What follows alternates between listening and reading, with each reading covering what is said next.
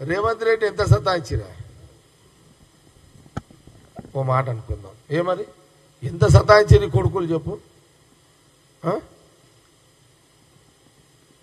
ఈ రాష్ట్రంలో ఇద్దరు సతాయించిరాళ్ళు, రేవంత్ రెడ్డిని, జగ్గారెడ్డిని.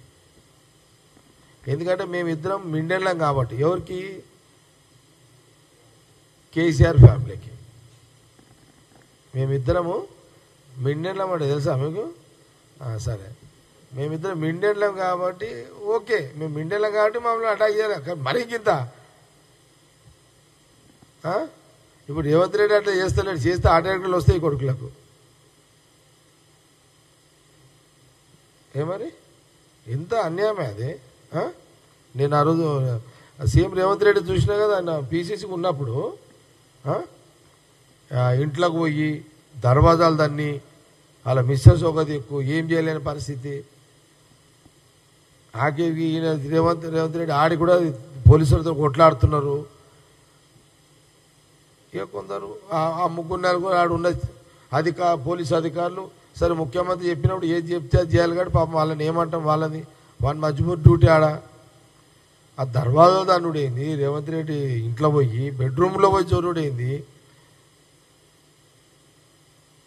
ఏమి నాయన, ఏంది ఇదంతా? మీరు తక్కువ పనులు చేసినారా నాయన మీరు?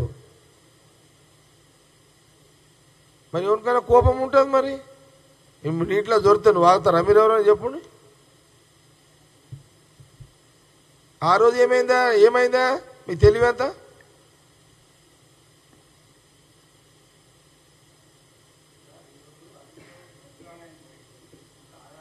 వాడి సంగతి తర్వాత హరీష్ రావుది ఇది కానీ ముందు అయితే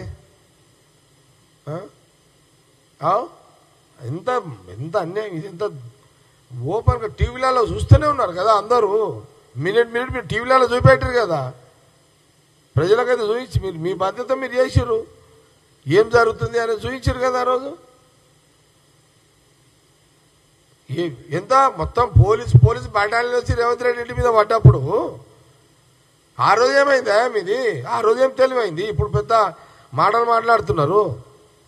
ఆ రోజు లేవా ఇవన్నీ ముచ్చట్లు? ఇంత పెద్ద ఏదో దౌర్జన్యం.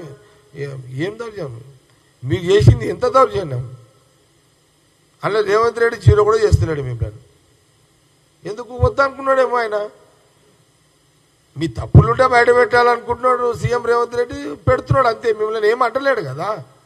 మిమ్మల్ని కొడుతున్నాడా, తిడుతున్నాడా, పోలీసులను ఇళ్ళలో పంపించి గుంజుకొస్తున్నాడా?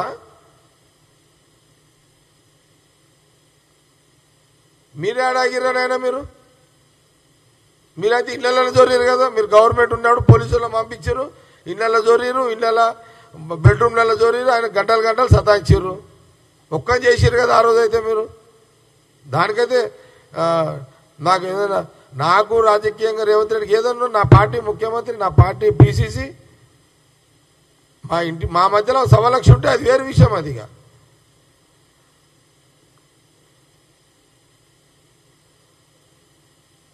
కానీ మీరు చేసిన అరాచకం, అది అరాచకమైన పరిపాలన కదా, దుర్మార్గమైన పరిపాలన.